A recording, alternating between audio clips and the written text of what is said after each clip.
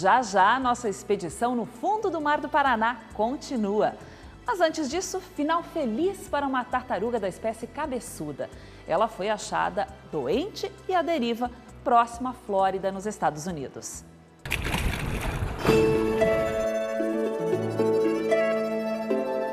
De volta ao mar.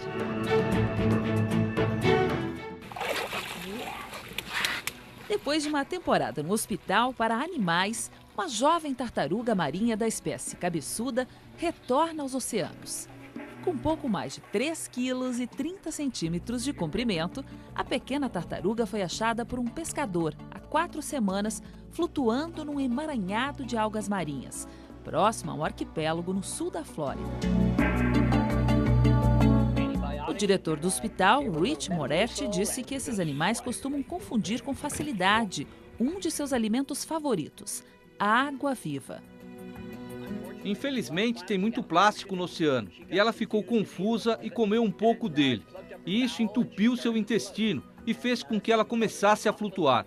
Por sorte, foi encontrada e agora está bem melhor. Seguindo os dados da etiqueta de identificação presa a uma das nadadeiras, eles descobriram que a pequena saiu de um programa de conservação de tartarugas marinhas da Universidade da Colômbia e viajou nas correntes oceânicas por mais de 3.000 quilômetros até chegar à Flórida, nos Estados Unidos. Eles criaram ela desde que tinha 11 meses de idade. Depois disso, a deixaram ir embora da Colômbia. E 11 meses depois, ela apareceu aqui em Keys. Depois de conhecer a história de Charlie, você já sabe. Nós temos apenas que manter o plástico fora dos oceanos. Bye, baby. Tchau. Tchau, tchau, Charlie. Bye, Charlie.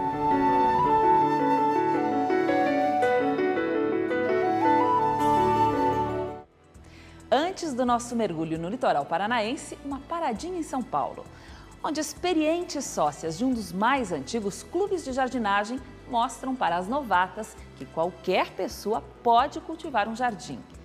Basta querer e soltar a imaginação.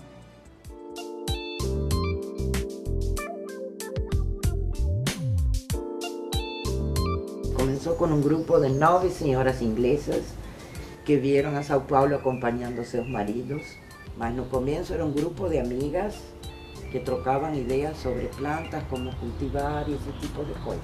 Até que se formou o que é hoje um clube.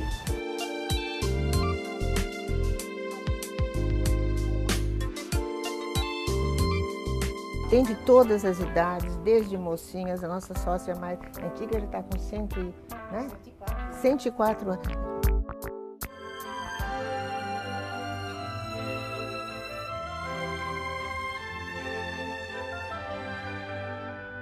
Você desenvolve reverência, né? Você olha para a natureza, você olha uma flor dessa e você fica, meu Deus, olha essa cor em contraste com esse, olha a delicadeza dessa flor. E aprendi muita coisa nesse clube. Eles fazem workshops e palestras sobre plantas, sobre horticultura. Porque você precisa ver a insolação do local onde você vai plantar, a planta que vai bem no sol não vai na sombra, o vento, há plantas que não se dão no vento, a qualidade da terra. Você precisa ver várias coisas antes de decidir o que você pode plantar ali. Que o importante é não você escolher o que você gosta, é a planta que tem que gostar do que você tem para oferecer a ela.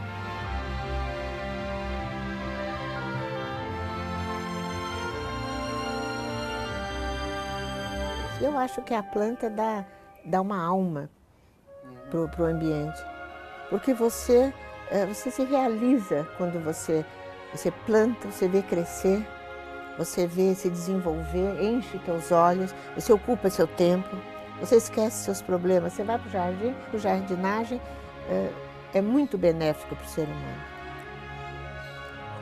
Você pode até conversar com elas.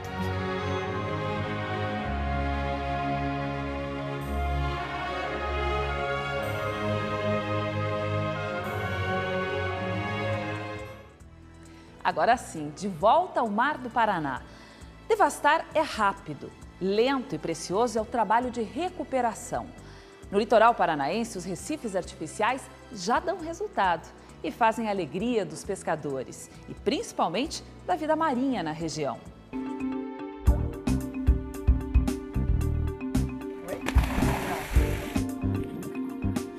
O primeiro mergulho do coordenador de logística do projeto não é muito animador. A água turva impede a visibilidade. Conseguiu ver alguma coisa lá embaixo? Então, até uns 8, 9 metros de profundidade a visibilidade está muito boa. Porém, devido a uma passagem de última frente fria, a água está com a visibilidade bem limitada lá nos recifes. Então os recifes, então não dá para ver. Isso. Então agora a gente vai mudar, vamos para outro ponto aí, fazer uma busca, ver se a gente consegue uma visibilidade. Quando acontece isso de vocês não conseguirem ver os recifes, o que vocês fazem? Aí a gente remarca a saída para um próximo dia, esperando o mar acalmar, o vento diminuir, né? Mas hoje, como o tempo tá bom, vale a pena procurar um outro ponto. Vale a pena dar uma procurada.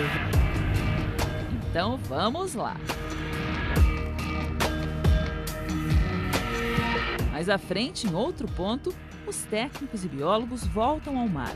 E desta vez, mergulhamos junto. A gente agora vai descer até o recife artificial para ver ele lá de baixo.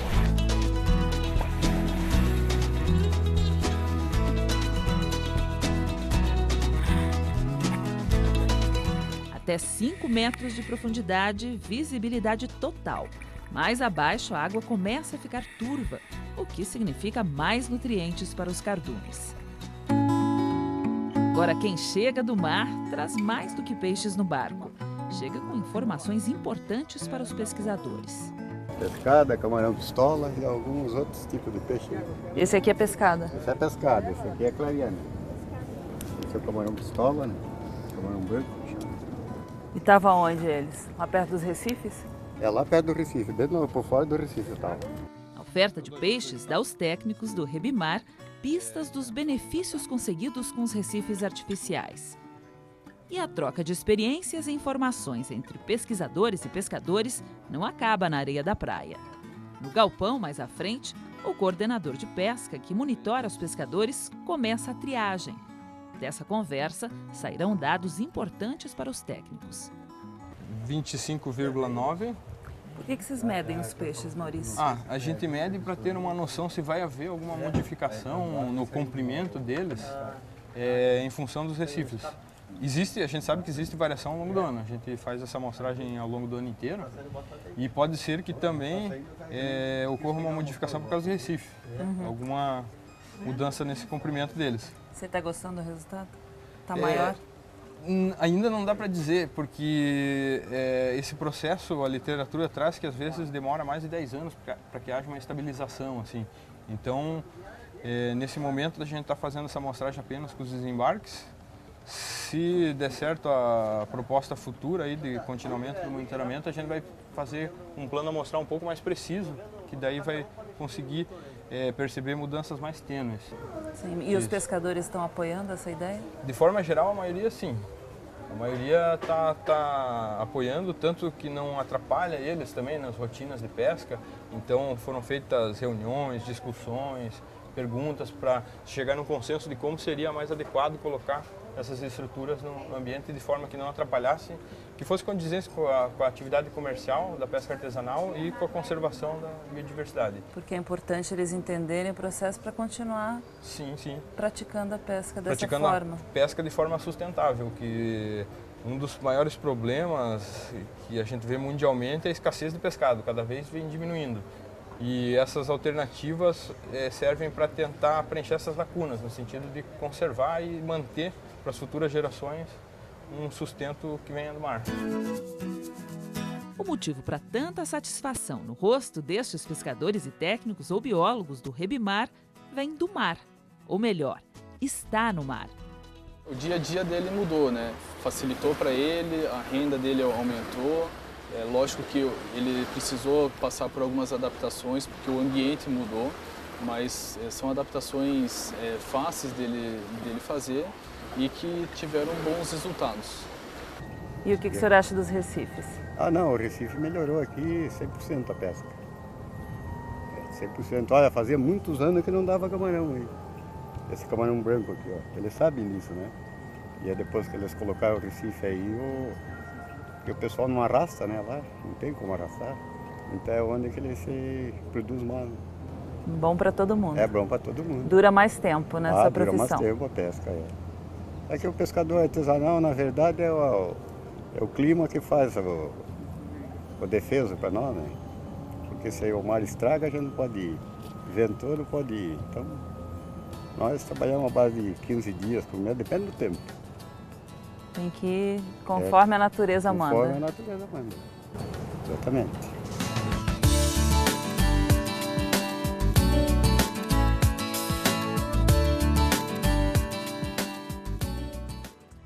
O programa de hoje está quase no fim, mas antes disso, que tal deixar o seu carro em casa por um dia? Esta é a proposta da campanha Dia Mundial Sem Carro. Criada em 97 na França, a ideia é estimular os moradores das cidades a pensarem juntos soluções para questões como mobilidade urbana, saúde e poluição. Desde 2001, 11 cidades brasileiras participam desse evento. Em São Paulo, tem gente que já aderiu à proposta e acabou levando mais qualidade de vida para o seu dia a dia.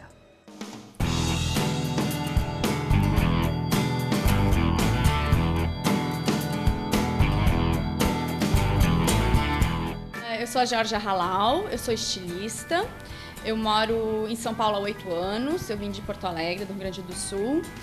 E uma das questões que quando eu me mudei para cá, que eu não consegui me adaptar muito bem, foi com relação ao trânsito. Então, desde essa mudança, eu comecei a buscar alternativas de como viver em São Paulo sem carro. Então, eu comecei a utilizar outros meios de transporte. Eu uso transporte público, eu ando bastante a pé e agora, já faz mais ou menos um ano, eu comecei a também incluir um pouco a bike no meu dia a dia. Lá agora eu preciso visitar um fornecedor, então eu vou pegar o ônibus para ir para o centro da cidade.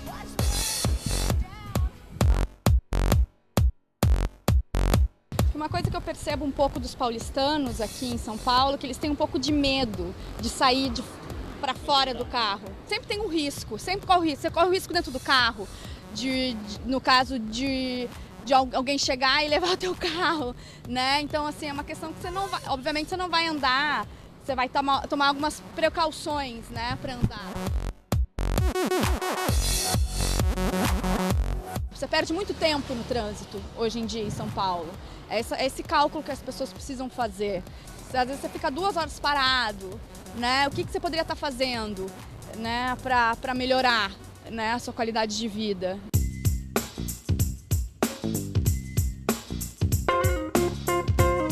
Hoje em dia fica muito mais fácil, né? Com o smartphone você consegue acessar a internet, você está respondendo um e-mail, você tem um livro para ler, aproveita um pouco mais a cidade, você repara mais nas pessoas, né? Você fica um pouco mais humano.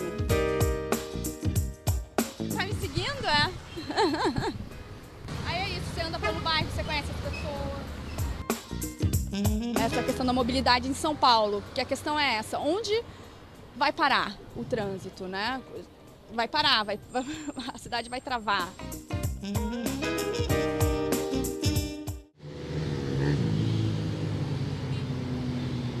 Na verdade, eu também tenho o privilégio de morar num bairro que me proporciona isso, né? De morar próximo de uma estação de metrô, que logo logo vai abrir aqui. A gente tem uma grande via, que é a Avenida Rebouças, que eu consigo me deslocar com mais facilidade também.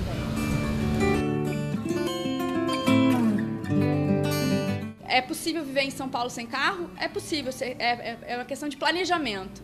Obviamente, quando eu ando de ônibus, eu procuro evitar os horários de pico, né?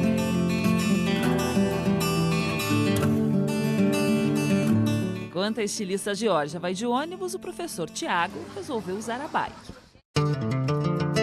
Eu já uso há algum tempo, eu sou professor, aí para eu me deslocar para os lugares eu consigo me deslocar com maior velocidade, né? Nem a chuva faz com que os ciclistas tirem o carro da garagem. A bike, há tempo, se tornou uma alternativa ao trânsito caótico de São Paulo. 1.700 pessoas em bicicleta significam 6 quilômetros de carros enfileirados. e ele está ajudando a reduzir o congestionamento dessa avenida em 2 km.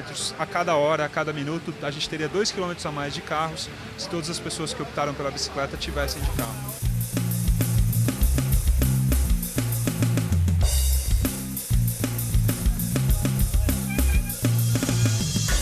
A bicicleta é um caminho aí para fugir desse trânsito, para melhorar? Para fugir, para melhoria do ar também, né?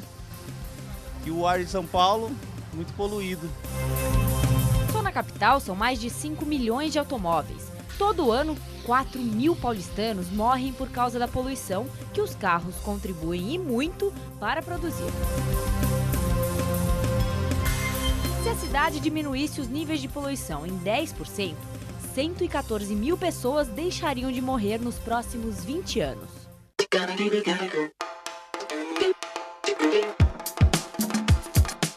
A bicicleta contribui com as condições ambientais, ela contribui com a saúde pública, ela contribui com a saúde mental das pessoas, as pessoas ficam menos estressadas e mais saudáveis, enfim, ela só tem benefício. Para quem anda sobre 2 rodas, a vida no trânsito também tem suas dificuldades.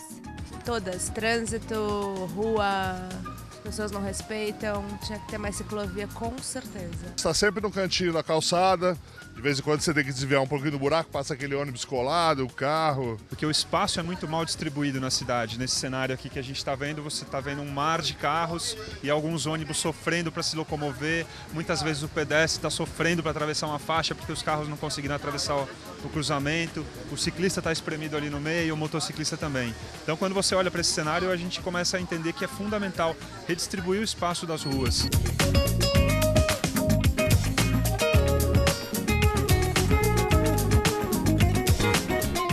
No domingo, por todo o mundo, acontece o Dia Sem Carro.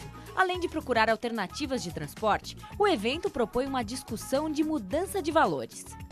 Historicamente, a gente privilegiou o automóvel como uma solução de mobilidade e hoje a gente percebe que o automóvel é uma das opções e que não deve ser prioritária. Que a gente deve priorizar o transporte público, as calçadas, os pedestres e as bicicletas, que são soluções muito mais inteligentes em termos de aproveitamento do espaço. Então, essa inversão de prioridades, de investimentos públicos, ela é fundamental para que a gente tenha melhores condições, inclusive para quem vai de carro. Então acho que o caminho é a integração do transporte público com os ciclistas também.